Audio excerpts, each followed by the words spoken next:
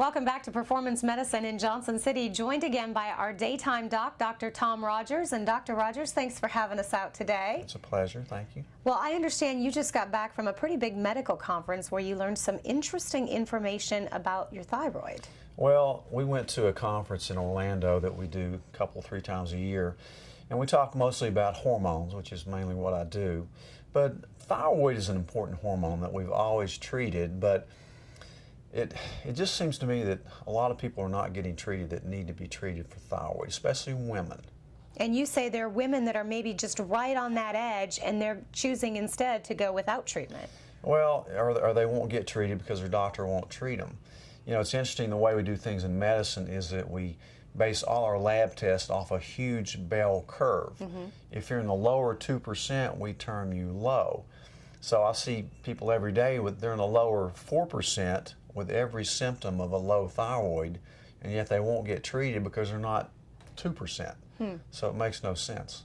And especially for women who are right on that edge, you said treating it can make such a difference for them. You know, your thyroid is a gland in your throat that controls your metabolism. And it's actually kind of a complicated thing that you can't base on one laboratory test. I think the first probably 20 years of my practice, I thought I knew how to check thyroid and I thought I knew how to treat it, but I really didn't. So what's the best way to treat it if you have the low thyroid? Well, first of all, symptoms of a low thyroid. It's usually middle-aged women and sometimes as you get older, although I see it in kids. But if I see a person that just can't lose weight, their face is puffy, their hair's thinning, their skin's dry, their hands and feet are cold, they may run a subnormal temperature, they're constipated, they're tired all the time, they have brain fog or whatever, you know, I start looking at their thyroid. And I treat a lot of them that are borderline low. There's no sense in treating them for dead low. You want to treat these people and get them to an optimal level, not a normal level. Okay, and then once you decide that, what are some of the treatments that you like? The typical treatment that us traditional doctors usually use is Synthroid or levothyroxine, the generic form of Synthroid. What my experience is, most people feel better on Armour thyroid or Nature thyroid because Synthroid and levothyroxine are T4.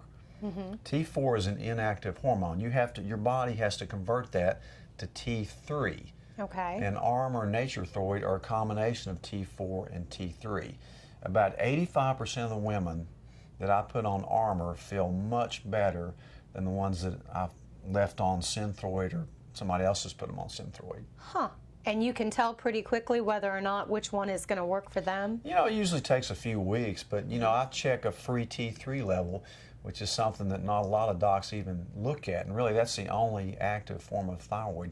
And in cases where I can't figure it out, I'll check a reverse T3, and sometimes I'll even check iodine levels. And iodine is very important in thyroid metabolism. And of course, checking the thyroid, is it a blood test, simple blood test? Thyroid's a really inexpensive blood test. And you can do it right here in the office. Sure. Can make a world of difference, right? It can. All right, well, some great information. Thank you so much for joining us. Thank you. For more, you can always check out their website, performancemedicine.net.